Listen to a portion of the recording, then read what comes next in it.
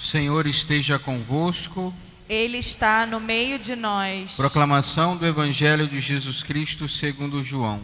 Glória a vós, Senhor. Naquele tempo, João estava de novo com 2 de seus discípulos, e vendo Jesus passar, disse: Eis o Cordeiro de Deus. Ouvindo essas palavras, os 2 discípulos seguiram Jesus. Voltando-se para eles e vendo que o estavam seguindo, Jesus perguntou: Onde estáis? O que estáis procurando? Eles disseram: Rabi, que quer dizer mestre, onde moras? Jesus respondeu: Vinde ver. Foram, pois, ver onde ele morava, e neste dia permaneceram com ele. Era por volta das 4 da tarde. André, irmão de Simão Pedro, era um dos que ouviram a palavra de João e seguiram Jesus. Ele foi encontrar primeiro seu irmão Simão e lhe disse: Encontramos o Messias, que quer dizer Cristo. Então André conduziu Simão a Jesus. Jesus olhou bem para ele e disse: Tu és Simão, filho de João. Tu serás chamado Cefas, que quer dizer pedra. Palavra da salvação. Glória a vós, Senhor. Podemos sentar? Pelo sinal da Santa Cruz, livra-nos Deus nosso Senhor dos nossos inimigos. Em nome do Pai, do Filho e do Espírito Santo. Amém. Ave Maria, cheia de graça, o Senhor é convosco.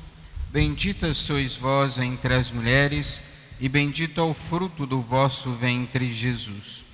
Santa Maria, Mãe de Deus, rogai por nós, pecadores, agora e na hora da nossa morte. Amém. Meus amados irmãos e irmãs, estamos então no segundo domingo do tempo comum.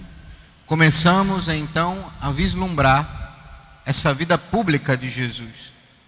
Até semana passada, até o batismo do Senhor, nós estávamos então meditando e aprofundando na vida oculta de Jesus, desde do seu nascimento, da preparação para o seu nascimento, a sua epifania, e agora então estamos acompanhando Jesus, e vamos acompanhar até a quarta-feira de cinzas, a sua vida pública.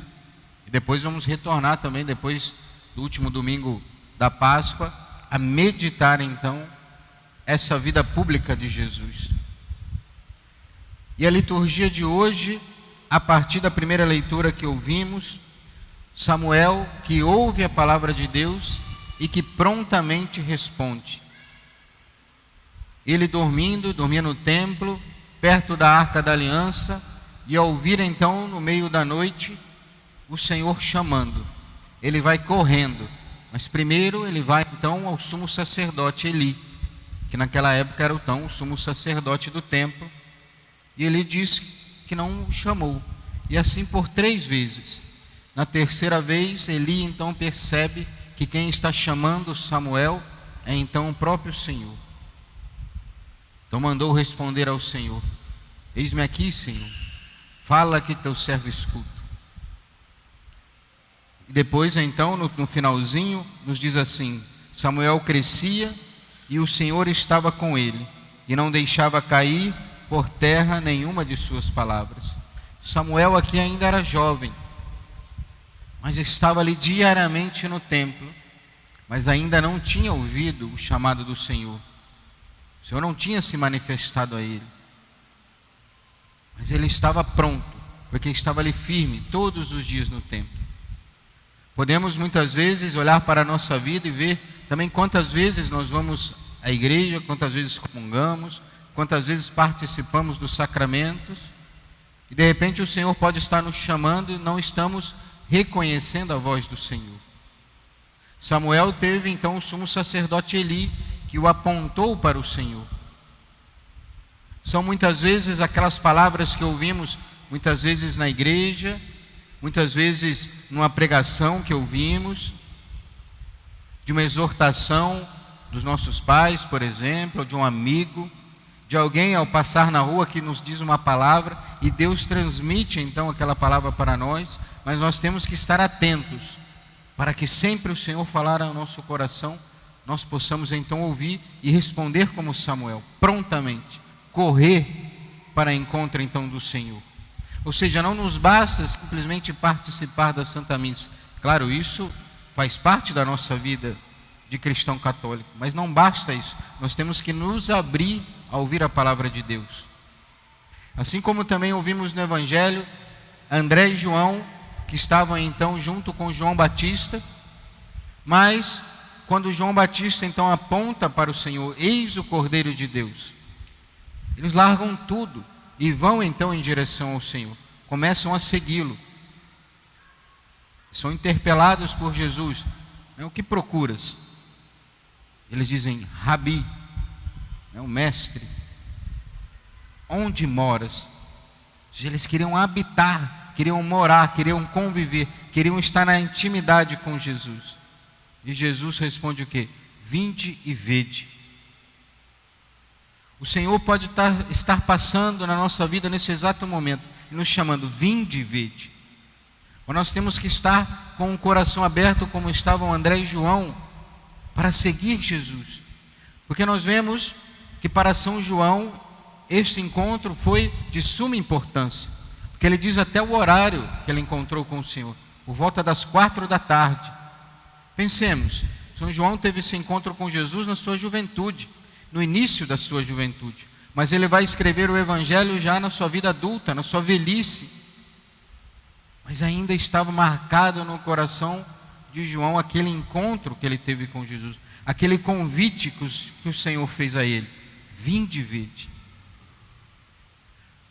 Claro que podemos às vezes direcionar, e às vezes como quase que algo automático, aos jovens esse vinde e vede. Tanto os jovens hoje estão fazendo a sua prova do Enem, preocupados e com uma preocupação boa, claro, qual profissão vão seguir, qual faculdade vão seguir, qual carreira vão estudar. Preocupações boas, claro, mas que não está em primeiro lugar. Devemos nos perguntar, será que estamos de fato nos colocando diante de Deus para saber o que Deus quer? Será que Deus já me chamou para uma vida mais profunda, de mais intimidade com Deus, eu estou negando? Isso é uma coisa muito séria, porque o Senhor nos chama, Ele continua a chamar hoje. Como chamou Samuel, ainda antes da encarnação do Verbo, chamou tantos outros profetas, chamou tantos do povo de Deus, na verdade ele elegeu um povo de Deus, o chamou e continua a chamar hoje a tantos homens, a tantos rapazes, a tantas moças, vinde e vede, chamando para viver mais de perto com Jesus, para participar da intimidade da sua vida.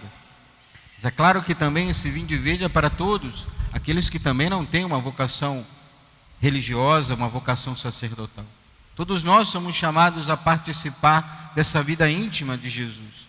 Nós não podemos colocar empecilhos para isso. Nós ouvimos hoje, na segunda leitura da carta de São Paulo aos Coríntios, da sua primeira carta aos Coríntios, as coisas que podem impedir de nos aproximarmos e de viver uma vida íntima com Jesus. Sabemos que Corinto era uma comunidade muito rebelde, que viviam ainda muito os prazeres da carne. Então São Paulo exorta eles aqui, para mudarem de vida, para que possam de fato seguir o Senhor. E ele começa hoje na carta dizendo assim: o corpo não é para a imoralidade, mas para o Senhor, e o Senhor é para o corpo. Depois vai dizer tantos pecados da carne que são cometidos, as fornicações, os adultérios, a infidelidade conjugal, os pecados solitários e tantos outros pecados que podem ser cometidos também por pensamentos, por olhares, que tudo isso nos afasta dessa intimidade com Deus, porque isso nos prende simplesmente aos prazeres da carne. E nós não conseguimos então adentrar o coração sacratíssimo de Jesus, nós não conseguimos, por mais que às vezes rezamos e nos confessamos, porque ainda não conseguimos ouvir a palavra de Deus intimamente para nós, porque não conseguimos essa vida íntima, muitas vezes porque estamos apegados a esses pecados. É preciso se livrar deles, pedir a Deus na oração, fazer penitência, para se livrar cada vez mais deles. Para livres disso, poder então entrar na intimidade com Jesus. Que é esse chamado que Deus nos faz hoje. Para adentrarmos o seu coração e ter essa vida íntima com Jesus. São João da Cruz, na subida ao Monte Carmelo, ele diz assim, que precisamos desprender de tudo, somos pássaros, precisamos voar alto. O Senhor nos dá liberdade para voarmos alto, ou seja, para a vida de santidade, alcançarmos altos graus de santidade, de intimidade com Deus.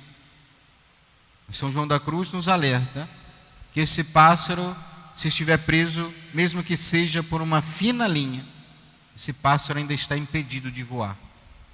Ou seja, temos que olhar para a nossa vida e ver o que está nos prendendo. Muitas vezes podemos estar até na gaiola, como pássaros numa gaiola, preso pelos nossos próprios desejos, pelos nossos próprios sentimentos, e não nos libertamos desta gaiola. O Senhor quer nos libertar para alçar altos voos. Mas muitas vezes também podemos estar presos a essa fina linha. Precisamos cortá-la. E vamos cortar ao passo que vamos então participando da vida sacramental da igreja, porque é o convite de Jesus, vinde e vede. É o convite que Ele faz para nós hoje, na Santa Eucaristia, vinde e vede. Ou seja, é a presença real de Jesus na Santíssima Eucaristia, quando nós vamos comungar e Deus vai habitar materialmente, fisicamente em nós. A Eucaristia não é um símbolo, nossa fé faz acreditar que é a presença real de Jesus na Eucaristia, presente em corpo, sangue, alma e divindade. Não é Deus que vem até nós, Deus vem habitar em nós. Precisamos então escancarar os nossos corações, ter então a disponibilidade, a rapidez, como teve André, João no Evangelho, como teve Samuel, que levantou e correu em direção ao Senhor. Dizer para o Senhor, fala, Senhor, que teu servo escuta. Ou seja, para ouvir de fato a palavra de Deus. Que a Santíssima Virgem Maria, que foi aquela criatura mais perfeita que habitou nesta terra, que ouviu sempre a voz do Senhor, que estava sempre com o coração escancarado para ouvir a palavra de Deus, estava com o ouvido atento a essas palavras, possa nos ajudar a cada dia mais nos aproximarmos de Jesus, ouvir a sua palavra e adentrar na sua intimidade. Louvado seja nosso Senhor Jesus Cristo, para sempre seja louvado, e sua mãe Maria Santíssima.